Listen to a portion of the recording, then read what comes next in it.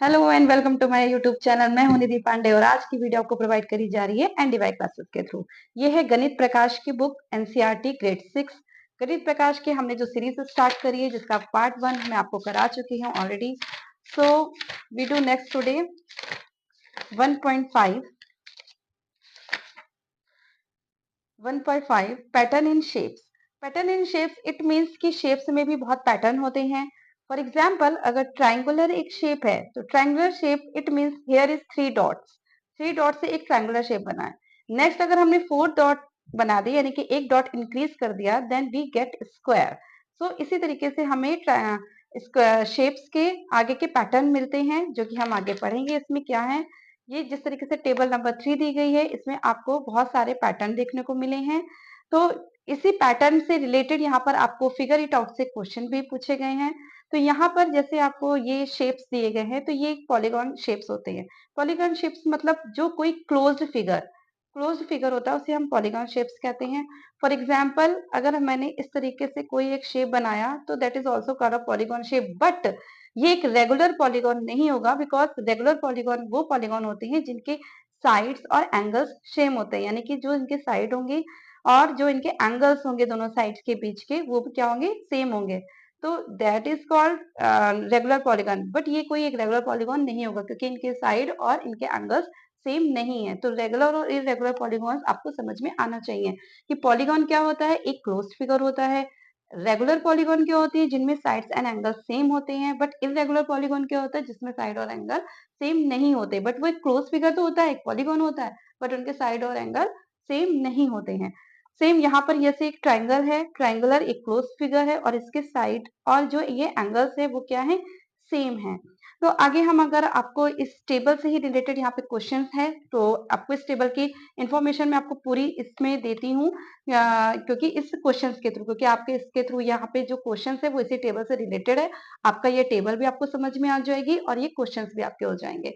तो 1 एंड 2 जैसा कि क्वेश्चन बोला गया है, can you recognize the pattern in each of the sequence in table 3। हमें क्या करना है, टेबल 3 के हर एक सीक्वेंस को पहचानना है, रिकॉग्नाइज करना है कि कौन सा हमें पॉलीगॉन मिल रहा है। एंड हमें क्या करना है, रीड्रॉ करना है। सेकंड क्वेश्चन में भी करना है कि एक सीक्वेंस आगे रीड्रॉ करना है हमें शेप्स का।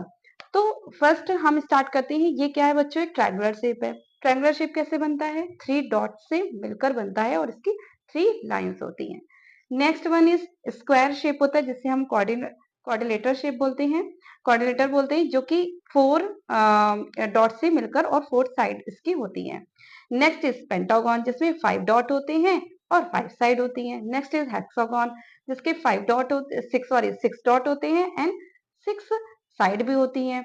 तो नेक्स्ट इज हेप्टागन। हेप्टागन में भी यही है कि यहाँ पर 7 डॉट होते हैं और 7 साइड होती हैं। और सेम ऑक्टागन यानी कि 1 1 जैसे यहाँ पर है 3 4 5 6 7 8 9 एंड 10, यानी कि 1 1 डॉट इंक्रीज हो रहा है और 1 1 डॉट इंक्रीज होने से हमें एक पॉलीगन, रेगुलर पॉलीगन मिल रहा है। तो जो अब हम नेक्स्ट पैटर्न बनाएंगे बच्चों, ऑफकोर्स वो कैसा होगा, 11 डॉट का होगा। कैसा होगा बच्चों, 11 डॉट का। फॉर एग्जाम्पल 1 एंड 2, 1 मतलब 2 डॉट हो गई, ये 3 4 5 6 7 8 9 10 11। यहाँ मैं ठीक से बना नहीं पा रही प्रॉपर तरीके से, आप प्रॉपर तरीके से ड्रॉ करेंगे तो ये एक 11 का 11 डॉट से मिलकर के और 11 यहाँ पर साइड होंगी, इक्वल साइड होंगे और इक्वल एंगल होंगे। 11 का हमें एक regular polygon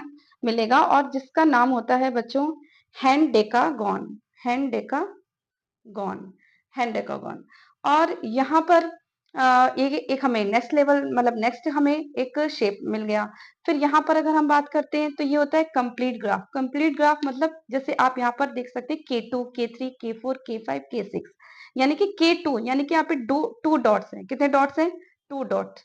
2 dots and 1 line आपको दिख रही होगी। यहाँ पर क्या है, 3 डॉट्स। 3 डॉट से मिलकर एक ट्राइंगल बना है और यहाँ पर 3 लाइन्स भी हैं। यहाँ पर है बच्चों 4 डॉट्स। 4 डॉट्स तो ठीक है, लेकिन साथ में यहाँ पर क्या है, टू डायगनल भी है। क्या है बच्चों, 2 डायगनल भी हैं। तो यहाँ पर कितना हो गया, 6। और मतलब कि यहाँ पर ट्राइंगल कैसे बना, एक तो 2.1, फिर एक 3 से 3 डॉट और 3 लाइन से हमें एक ट्राइंगल मिला। यहाँ पर हमें 4 dot and 2 diagonal, 4 dot and 2 diagonal यानी कि नंबर 6। नेक्स्ट है 5 डॉट, यानी कि 5 डॉट तो जो बाहर की हमें साइड कितनी मिल गई है, आउटर साइड, ये हो गई 5।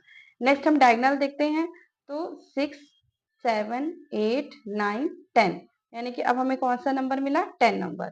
सेम अब हमें इससे पता चल रहा है कि हमें कौन सी सीरीज मिल रही है। अगर हमने लास्ट जो अभी हमने पढ़ा था पार्ट फर्स्ट में, तो ये ट्राइंगुलर सीरीज मिल रही है। क्या मिल रही है बच्चों, एक ट्राइंगुलर सीरीज मिल रही है। तो इसका जो नेक्स्ट है ना, ये है 5, यानी कि यहाँ पर 6 डॉट है, यानी कि K6 डॉट, और जो इसके डायगोनल है ना वो भी अंदर, ये यहाँ पे आप यहाँ पे काउंट कर सकते हैं। तो ये काउंट करेंगे, ऐसे काउंट करेंगे तो टोटल 15 है। नेक्स्ट है कि तो जो हमें नेक्स्ट जो कंप्लीट ग्राफ हमें करना होगा तो वो K7 का होगा। क्या होगा, K7 का, K7 का होगा, यानी कि हमें 7.1 2 3 4 5 6 और 7, ऐसे 7 डॉट से मिलकर एक शेप होगा, और साथ में इनमें हमें डायगोनल भी होगा। तो डायगोनल ऐसे 1 2 3 4, ऐसे आप जब डायगोनल बनाएंगे बहुत सारे तो ये 21 होंगे टोटल। तो ये और साइड और शेप, साइड और डायगोनल मिलकर के 21।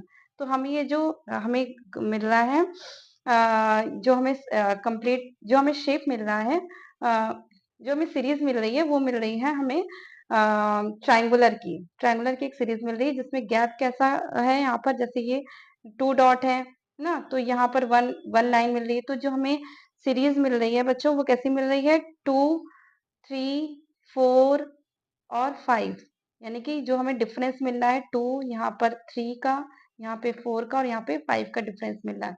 तो आगे डिफरेंस किसका होगा, 6 का डिफरेंस। तो यहाँ पर ये हमें मिल गया K7। और जो इसका K7 से मिलकर जो आप बनाएंगे इस तरीके से, अच्छा सा प्रॉपर तरीके से बनाइएगा, तो जो आप शेप बनाएंगे उसको बोलते हैं हेप्टागोन। क्या होगा, हेप्टागोन, हेप्टागोन। नेक्स्ट है 1, यानी कि यहाँ पर एक 1 स्क्वायर है तो 1। अब यहाँ पर 2 row and 2 column, 2 row and 2 column से एक स्क्वायर मिला, यानी कि हमें क्या मिल रहा है, नंबर 4। फिर यहाँ पे 3 रो एंड 3 कॉलम, 9। यहाँ पे हमें मिला 4 रो एंड 4 कॉलम यानी 16। यहाँ पे 5 रो एंड 5 कॉलम यानी कि 25। तो नेक्स्ट हमें सीक्वेंस क्या करना पड़ेगा, 6 रो का, 1 2 3 4 5 6, 1 2 3 4 5 6, ऐसे 6 6 6 6 6 6 टाइम। तो 6 रो और 6 कॉलम का हमें यहाँ पर एक सीक्वेंस मिलेगा जो होता है 6 का स्क्वायर। जैसे ये 2 का स्क्वायर, 3 का स्क्वायर, 4 का स्क्वायर, यानी कि हमें स्क्वायर की सीरीज मिल रही है, स्क्वायर का शेप मिल रहा है, जिससे हमें स्टैक्ड स्क्वायर बोलते हैं। और ये जो मिलेगा नेक्स्ट 6 का स्क्वायर यानी कि 36 का शेप यहाँ पर ड्रॉ होगा, यानी कि स्टैक्ड स्क्वायर एक नेक्स्ट मिलेगा। स्टैक ट्राइंगल की सीरीज में देखते हैं कि यहाँ पर क्या है, एक वन ट्राइंगल है। वन ट्राइंगल लाइक अ पिरामिड, हम इसको इंक्रीज करते जाएंगे। वन ट्राइंगल, देन आप यहाँ पर एक शेप देख रहे हैं जिसमें 1 2 3 एंड 4। तो नीचे के शेप में देखिए कितने, 1 2 3 एंड ऊपर कितना है, 1 1 एंड 3। ठीक है, यानी कि टोटल कितने हो गए, 4 ट्राइंगल। फिर यहाँ पर हमने क्या किया, एक ट्राइंगल मोर देन, यहाँ से यहाँ पे 3 थे, यहाँ पे कितने, 1 2 3 4 5। तो यहाँ पे 5 ट्राइंगल, एंड फिर वो सीरीज आगे बढ़ी, यानी कि 3 ट्राइंगल क्या हो गए ऊपर, 1 2 3 एंड 1, यानी कि टोटल कितने हो गए, 9 ट्राइंगल। और नेक्स्ट है इसी तरीके से यहाँ पर हो जाएंगे 7, जैसे 1 2 3 4 5 6 7, 7 ट्राइंगल नीचे। और ऊपर जब ऊपर जाएंगे तो यही 5 ट्राइंगल ऊपर, ऊपर 3 देन 1, तो हो जाएंगे टोटल 16। फिर यहाँ पर 9 ट्राइंगल, 1 2 3 4 5 6 7 8 9, 9 यहाँ, तो 7 ट्राइंगल यहाँ, 3 यहाँ पर, 5 यहाँ पे 3 और यहाँ पे 1, तो ये हो जाएंगे 25 ट्राइंगल। नेक्स्ट स्टैक ट्राइंगल का जो शेप मिलेगा, यहाँ पर टोटल 11 ट्राइंगल होंगे। 1 2 3 4 5 6 7 8 9 10 11 11। नेक्स्ट आप अप करेंगे तो नेक्स्ट हो जाएंगे 9, 9 से अप करेंगे 7, फिर 5, देन 3, देन 1। तो यहाँ पर आपको जो स्टैक ट्राइंगल का नेक्स्ट शेप आपको मिलेगा वो होगा 6 स्क्वायर, यानी कि 36। ये एक स्क्वायर सीक्वेंस प्राप्त हो रहे हैं हमें स्क्वायर के। तो ये 2 का square, 3 square, 4 square, 5 square, then ये 6 स्क्वायर। नेक्स्ट सीरीज है Koch snowflakes. What is Koch snowflakes? ये आपको ट्रायंगल दिख रहा होगा। इस ट्रायंगल में ये जो नेक्स्ट सीरीज या जो आप नेक्स्ट शेप देख रहे हैं, तो जब इस ट्रायंगल में हमने क्या दिया है कि स्पीड बाउंस दे दी है। क्या दे दी? Speed bounce. उसकी हर एक साइड में स्पीड बाउंस दे दी है। तो यहाँ पर ये नेक्स्ट, ये जो यहाँ पर तो 3 का था क्योंकि हमारे पास 3 साइड थी। अब इसी 3 साइड में हमने ये बाउंस दे दी है, स्पीड बाउंस। तो ये हो गई 12 साइड, यानी कि 4 से मल्टीप्लाई हो रहा है। देन नेक्स्ट और 4 से मल्टीप्लाई करेंगे तो ये हो जाएगा 48। अब ये कैसे हमें शेप मिला है? ये मिला है, ये जो आप देख रहे हैं ना, ये स्पीड बाउंस, ये वाला। तो इसी स्पीड बाउंस में हमने और स्पीड बाउंस दी है। फिर यहाँ भी स्पीड बाउंस दी है, ये भी स्पीड बाउंस, यानी कि हर एक जो लाइन है यहाँ का, ये एक वन लाइन। तो ये जो वन लाइन है वो इसमें हम 4 का स्पीड बाउंस दे रहे हैं। तो 4 का जो स्पीड बाउंस में हो रहा है, जैसे 48 में नेक्स्ट 4 किया तो 192। देन जो नेक्स्ट है 7 6 8। इस तरीके से ये हमें सीरीज मिल रही है। इसमें हमें हर एक में एक एक स्पीड बाउंस दे रहे हैं। हर एक लाइन में 4 का स्पीड बाउंस हो रहा है। तो जिससे हमें एक जो नया एक शेप मिल रहा है, तो ये हो जाएगा 7 6 8। तो इस तरीके से हमारी ये 1.5 कंप्लीट होती है। नेक्स्ट वीडियो में मैं आपको बताऊंगी 1.6 रिलेशन टू नंबर सीक्वेंस। तब तक के लिए पढ़ते रहिए। Take care.